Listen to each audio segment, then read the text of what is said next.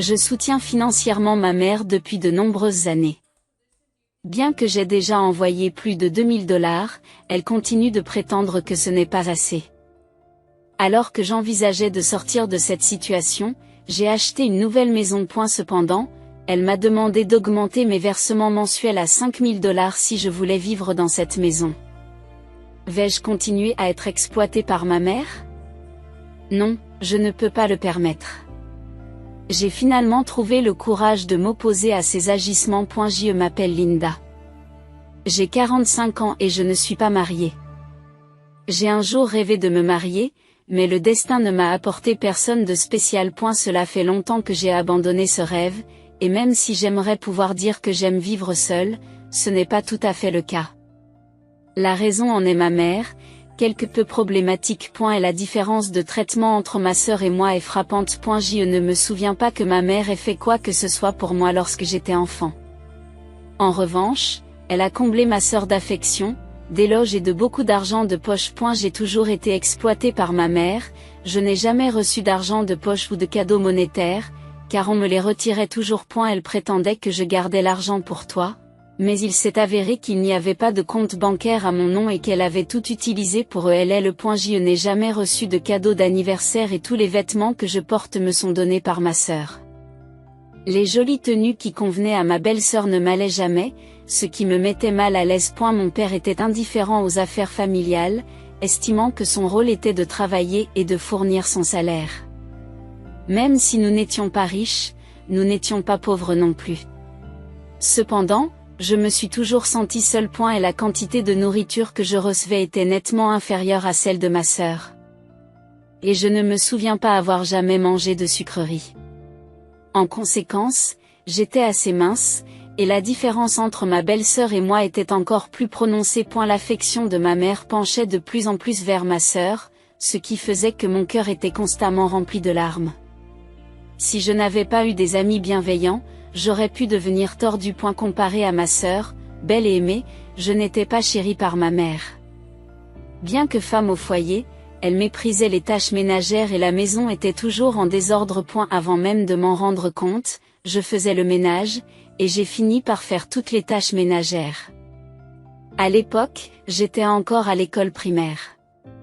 J'ai assumé toutes les tâches ménagères et cela m'a été utile lorsque je suis devenue adulte. Mais je n'avais aucune gratitude envers ma mère. J'avais beau travailler dur pour faire la lessive ou la cuisine, je ne recevais jamais un mot de félicitation ou de remerciement de sa part. Lorsque j'étais à l'école primaire, on me faisait souvent faire des courses lourdes. Pendant ce temps, il était normal pour ma mère de se détendre dans le salon, en regardant la télévision et en mangeant des snacks. Comment pourrais-je être reconnaissante envers une telle mère? Elle se présentait rarement aux activités scolaires, et lors des festivals sportifs, elle ne regardait que la performance de ma sœur et partait plutôt lors des visites à domicile. Elle disait devant les enseignants que cet enfant était si mauvais dans ses études que c'en était gênant. Lorsque j'ai atteint le collège, j'ai cessé d'attendre quoi que ce soit de ma mère. Chaque jour, je m'occupais mécaniquement des tâches ménagères et je n'avais pratiquement aucune conversation avec elle. Il était normal de la voir bavarder joyeusement avec ma sœur. Au lycée, lorsque je voulais quelque chose, je commençais à travailler à temps partiel. Mais ma mère prenait plus de la moitié de mes revenus en guise de loyer.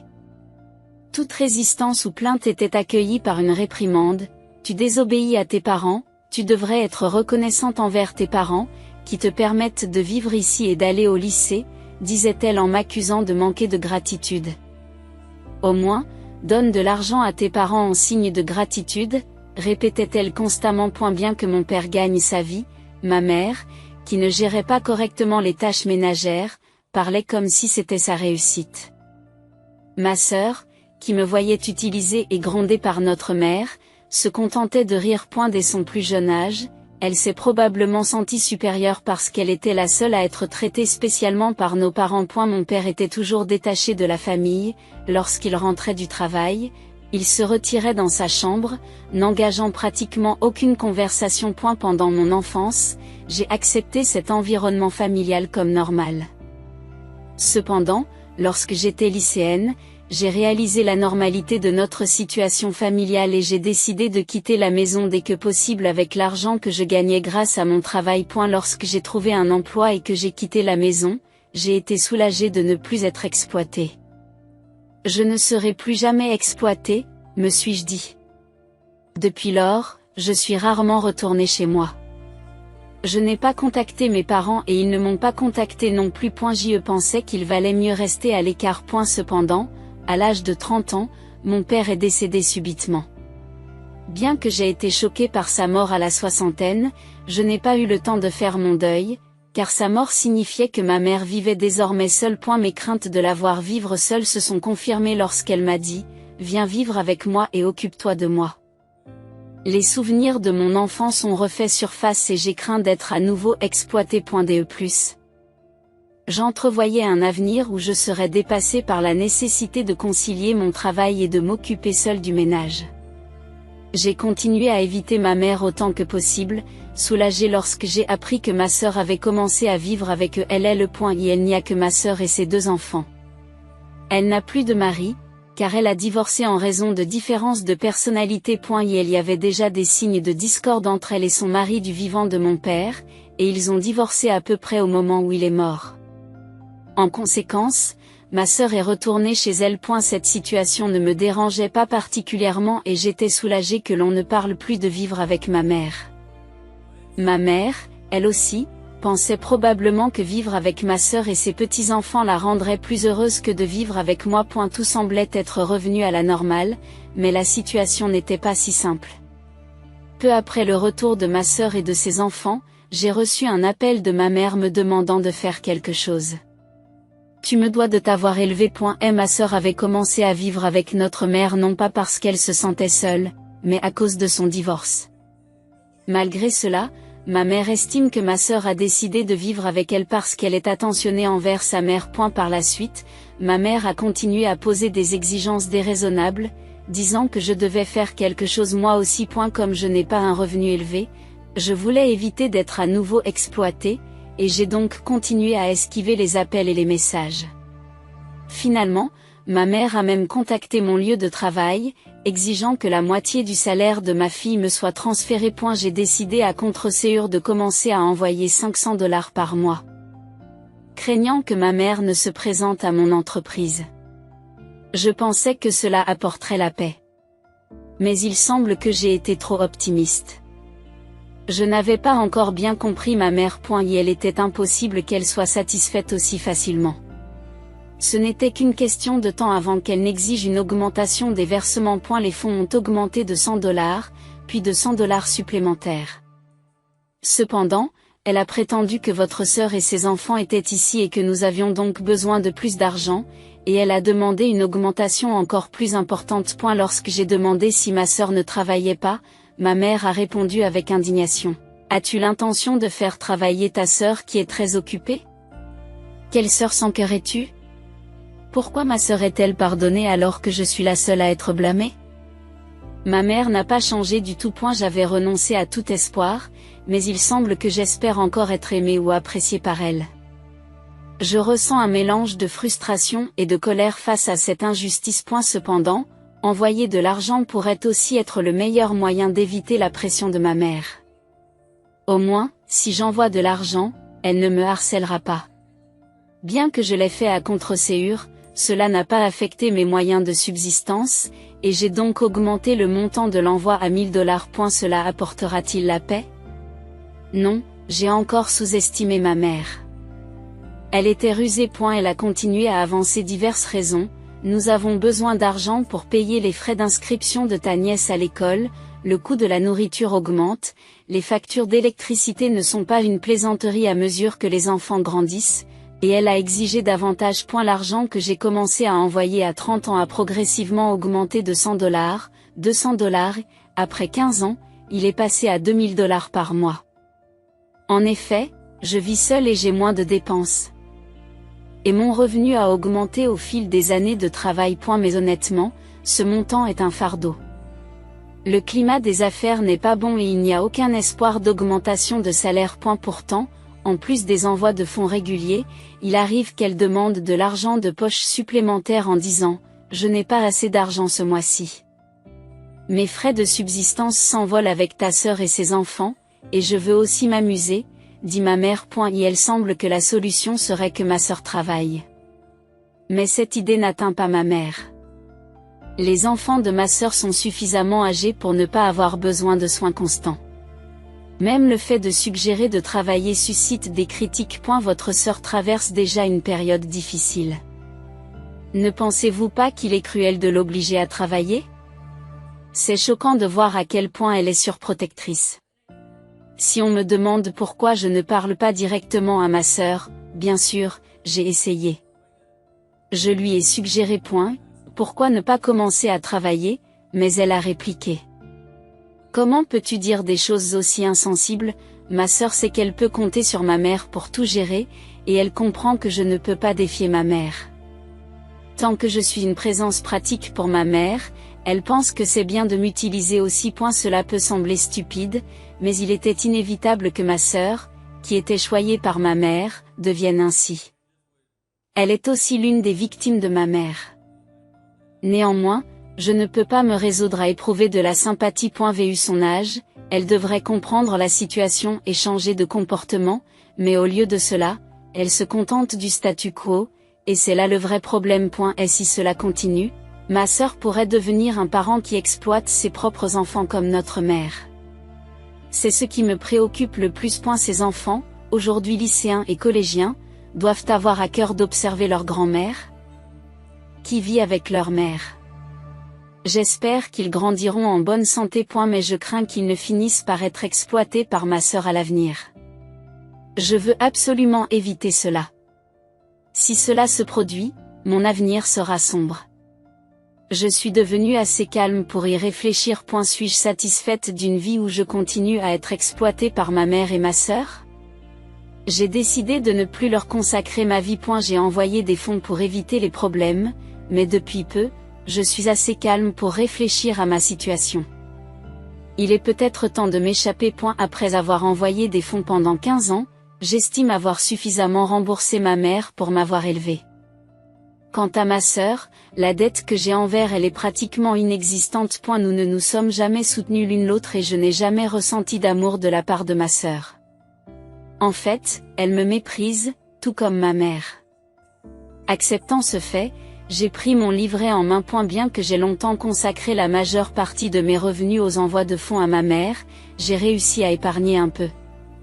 En regardant le solde de mon livret, j'ai pris une décision importante. C'était le début d'une nouvelle vie. J'ai décidé de commencer une nouvelle vie à partir d'aujourd'hui et j'ai immédiatement commencé à consulter des sites internet consacrés à l'immobilier. J'ai ensuite décidé de rendre visite à ma mère pour lui annoncer que je déménageais hors de l'État. Lorsque je suis rentrée à la maison après un long moment et que j'ai abordé le sujet, ma mère m'a regardé d'un air sévère et surpris. Son regard sévère m'a toujours serré le cœur.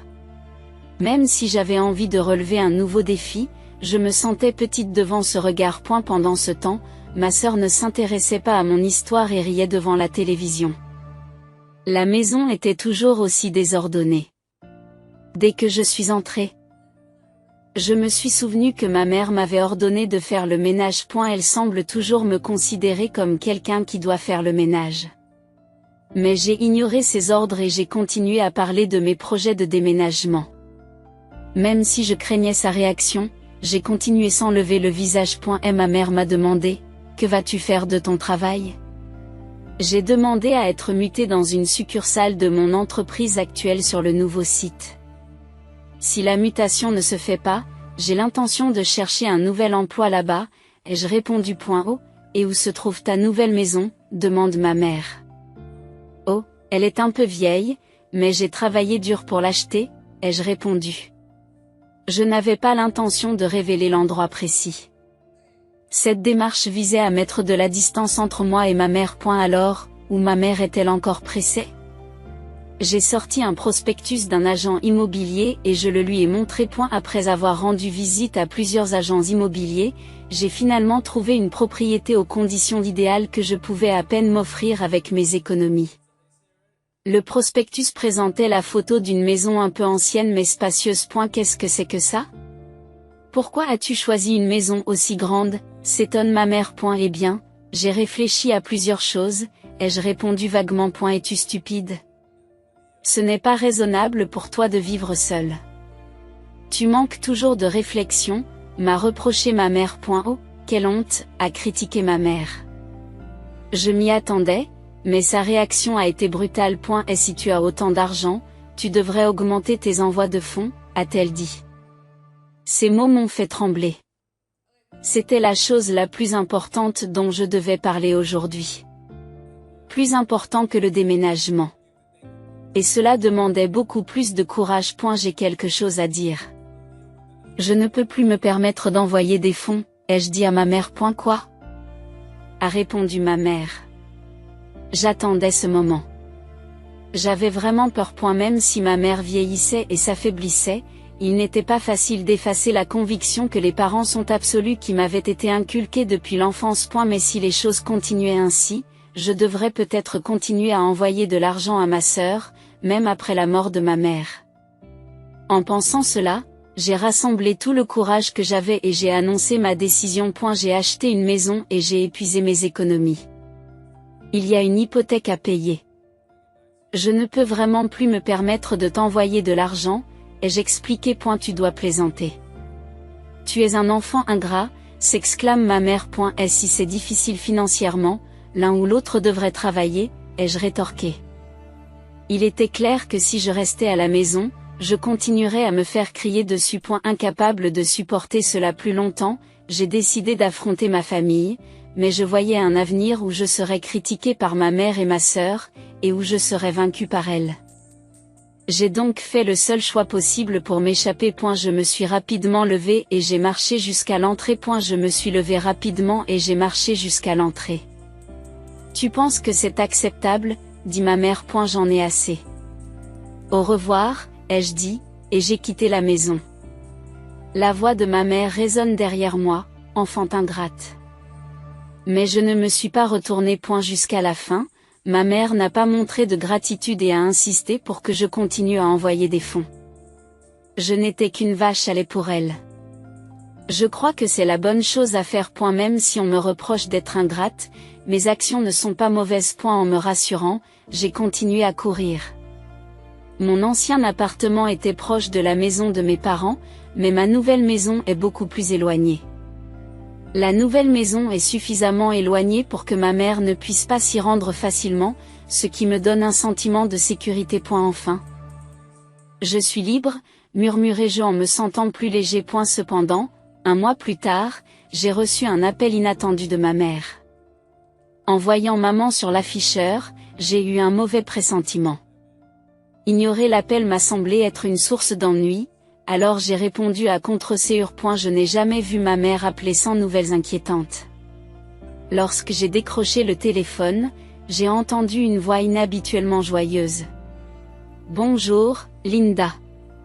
Comment vas-tu? Maman, que se passe-t-il? Demandai-je. Elle m'a répondu, cet endroit est génial. Et toi, où es-tu? Vous partez en voyage? Ai-je demandé, car il n'était pas rare que ma mère et ma sœur partent en voyage avec l'argent que j'envoyais. Penser à l'objectif de ces envois de fonds me rendait triste. Mais cette fois-ci, il ne s'agissait pas pour elle de se vanter d'un voyage. En fait, où crois-tu que nous sommes, dit ma mère, en faisant croire qu'il s'agissait d'une devinette. J'avais pourtant des mots forts à dire. J'ai répondu en hésitant. Je ne sais pas où tu es. Ma mère a eu un petit rire suffisant et m'a dit, en fait, nous sommes dans ta nouvelle maison. Choquée, je me suis exclamé. Quoi? Oui, nous avons trouvé l'endroit grâce au prospectus que tu nous as montré. En fait, nous avons déjà emménagé, a révélé ma mère. Stupéfaite, je m'écrie. Vous avez emménagé. Nous sommes juste venus vérifier avec ta sœur. Mais la maison est prête à être habitée. Tous les meubles sont installés et le réfrigérateur est plein de nourriture. C'est comme si vous aviez déjà complètement emménagé. Vous auriez dû nous dire que vous viviez déjà ici. Ah, eh bien, tous les meubles et les appareils sont neufs. Nous n'avons donc pas eu besoin d'apporter quoi que ce soit de l'ancienne maison. Nous allons donc vivre ici à partir d'aujourd'hui. Qu'est-ce que c'est? Pendant que je paniquais, ma mère et ma sœur discutaient joyeusement à l'autre bout du fil. Waouh, n'est-ce pas le dernier fauteuil de massage? C'est facile à placer dans une grande maison. Linda, tu avais l'intention de manger un steak de luxe toute seule? Nous le mangerons. Cette grande télévision et ce système audio sont merveilleux. Regardez ce beau canapé en cuir. Oups, j'ai renversé de la nourriture. En entendant cela, je me suis senti mal. Maman. Comment es-tu entrée dans la maison? Comment? La porte n'était pas verrouillée, alors nous sommes entrés. Vous êtes entrée. Plus important, Linda, où es-tu maintenant? C'est très négligent de votre part de laisser la porte ouverte. Nous garderons un œil sur la maison pour vous. En fait, si vous voulez revenir, il y a une condition. Quoi? Pendant que je paniquais, ma mère souriait probablement à l'autre bout du fil. Si tu veux vivre dans cette maison, tu dois augmenter le montant de tes versements à 5 000 $ par mois. Qu'est-ce que c'est? Ne t'ai-je pas dit que je n'envoyais plus de fonds? Vous pensiez vraiment que je vous autoriserais à faire ça? Je vais fermer toutes les portes de la maison pour que tu ne puisses pas entrer. Si vous voulez vivre dans cette maison, vous devez augmenter la location à 5 000 $ par mois. Et puisque nous vivrons ensemble dans cette luxueuse maison. N'appelons plus ça des transferts de fonds. C'est une allocation. Vous me donnerez 5 000 $ chaque mois. Je ne peux pas te donner autant d'argent.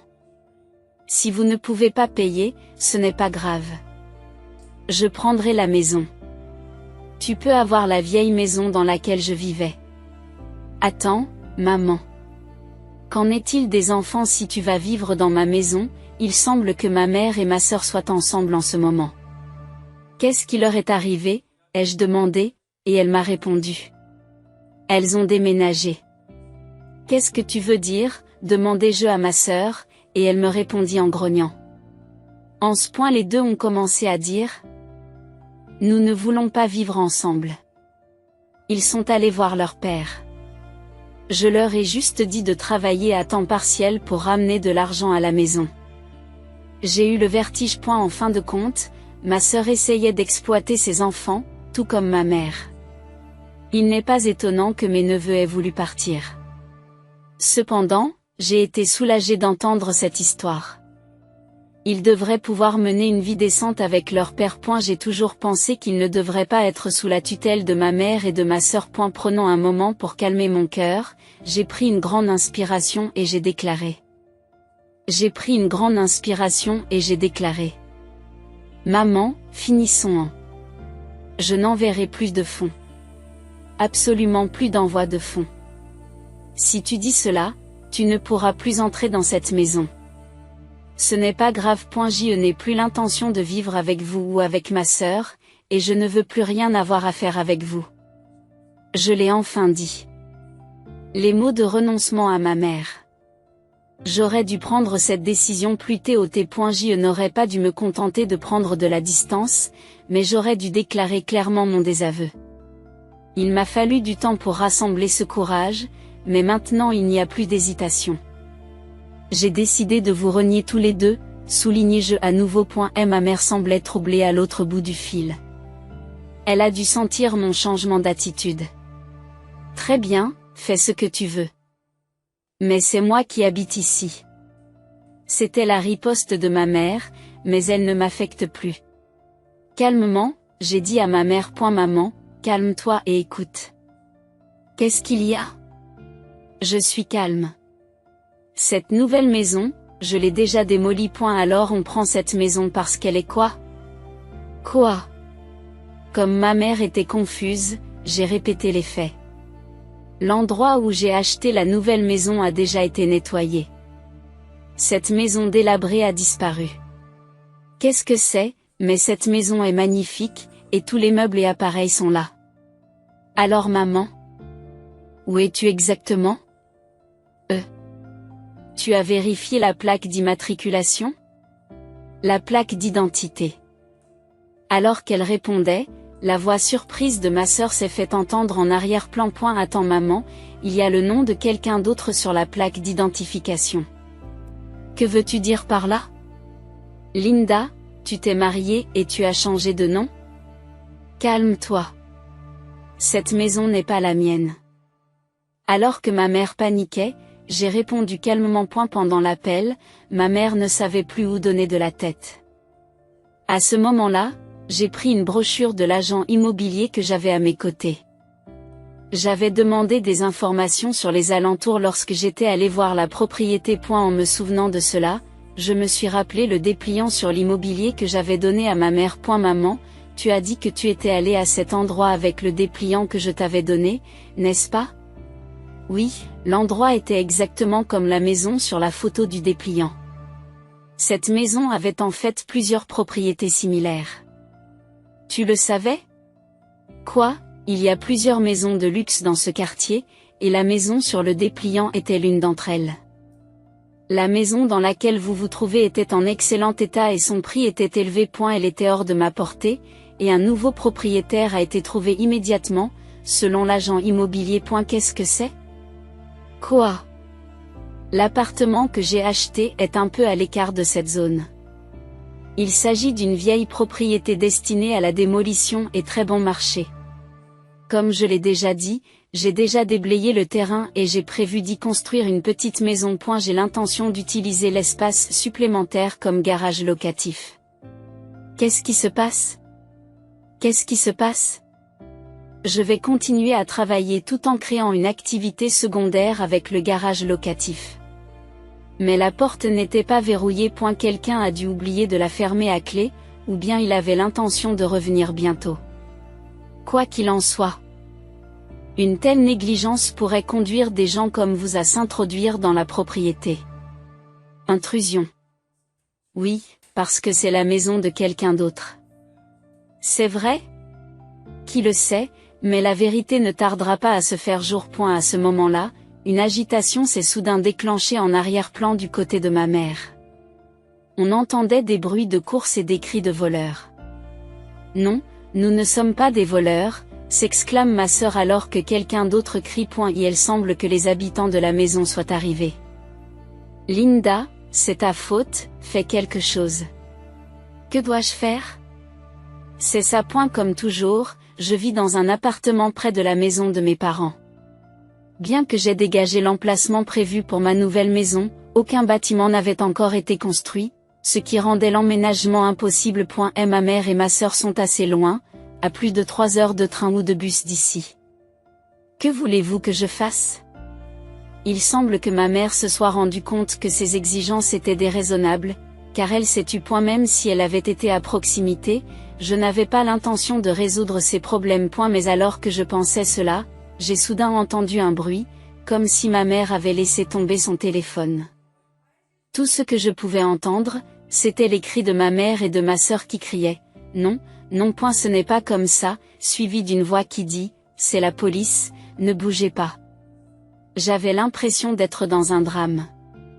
J'ai raccroché tranquillement le téléphone, regrettant de ne pas avoir été témoin de la scène. Plus tard, un journal local a parlé dans une petite section d'un parent et d'un enfant qui s'était introduit dans l'appartement de quelqu'un d'autre. Je n'étais pas impliqué. Et la police m'a appelé pour que je me porte garant ou que je prenne la responsabilité de ces enfants, mais j'ai refusé, déclarant que je les avais déjà reniés. Finalement, c'est l'ex-mari de ma sœur qui s'est occupé de la situation et, par la suite, il a lui aussi coupé les ponts avec elle. La violation de domicile est un acte criminel, en conséquence, ma sœur a perdu la possibilité de voir ses enfants. Si mes neveux voulaient voir leur mère, ils le pouvaient, mais il semblait qu'ils n'avaient aucune envie de la rencontrer. Je me suis demandé comment ma sœur les avait traités lorsqu'ils vivaient ensemble. Peut-être leur avait-elle imposé les mêmes tâches ménagères que ma mère m'avait autrefois imposées. Penser à cela était pénible. Lorsque je me suis excusée au téléphone, son ex-mari a également exprimé sa frustration, disant que les actions de mon ex-femme avaient été un casse-tête. Nous avons tous deux partagé nos sentiments à plusieurs reprises au téléphone. Mes neveux, maintenant éloignés de ma sœur, vivent apparemment heureux et brillants, ce qui m'a soulagée. Cependant, les problèmes avec ma mère et ma sœur sont une autre histoire. Après diverses péripéties, l'affaire a finalement été réglée par un compromis. Si l'objectif avait été le vol, le règlement aurait été élevé. Mais comme il s'agissait d'une intrusion résidentielle, le règlement s'est élevé à environ $2000. Cela ne semblait pas être une perte importante pour ma mère, mais en réalité, c'était différent. Ces $2000 représentaient apparemment ses dernières économies. En comptant l'héritage de mon père, il ne restait plus rien des $2000 que j'envoyais chaque mois. Naturellement, l'argent s'épuise lorsqu'il est dépensé pour des repas de luxe, des soins de beauté en voyage et l'achat de produits de marque. Le simple fait de penser que la situation était si mauvaise qu'elle exigeait plus du double de l'argent envoyé était effrayant. Prendre la décision de déménager et de couper les ponts avec ma famille était sans aucun doute le bon choix. Si je n'avais pas pris cette décision, je serais toujours exploitée par ma mère. Une fois libérée et le règlement terminé, ma mère est retournée dans son ancienne maison. Elle a continué à exiger des versements. J'ai donc bloqué ses appels et je me suis installée dans un appartement temporaire jusqu'à ce que ma nouvelle maison soit achevée. Et si je n'avais pas pris cette mesure, ils auraient fait irruption dans ma maison. L'appartement temporaire est très proche de ma nouvelle maison. La mutation sur mon lieu de travail a été approuvée et j'ai commencé à vivre dans un nouvel environnement. Mes nouveaux collègues sont tous gentils et il semble que je pourrai apprécier mon travail comme avant. Ma mère et ma sœur, qui se sont introduites chez moi par effraction, n'essaieront pas de s'approcher de ma nouvelle maison. Elles ne sont même pas en mesure de le faire après la grande agitation qui s'est produite pendant l'effraction et dont beaucoup ont été témoins. Même si ma nouvelle maison est loin du lieu de l'incident, ils n'auraient pas le courage de venir ici. Je vis donc des jours très paisibles. Plus tard, il semble qu'ils aient vendu la maison familiale. Les proches ont refusé de prêter de l'argent à ma mère, qui a continué à solliciter des fonds ailleurs et a souvent été une source de nuisance. Leur situation financière semble assez désastreuse. Ne comptant que sur la pension de ma mère, il est difficile pour elle et ma sœur de joindre les deux bouts. Ma sœur continue d'éviter de travailler, malgré cela, elles continuent toutes deux à gaspiller de l'argent et se sont finalement retrouvées très endettées. Le produit de la vente de la maison familiale a été minime, après avoir remboursé les dettes, il ne restait plus rien. Ils ont déménagé dans un appartement bon marché et délabré, et se sont souvent disputés. Ma mère crie à ma sœur de travailler, tandis que ma sœur critique l'indulgence de ma mère. Personne ne leur rend visite aujourd'hui. Elles ont eu des jours faciles. C'est à leur tour de se battre. Ce ne sont pas mes affaires. Vaincre la peur ancrée depuis l'enfance que les parents sont à craindre a été difficile et a demandé beaucoup de courage. Cependant, même un peu de courage pour aller de l'avant peut changer radicalement votre vie. Des petits actes de bravoure entraînent des changements significatifs. En regardant la construction de ma nouvelle maison progresser sans encombre, j'imagine un avenir radieux et je souris avec satisfaction.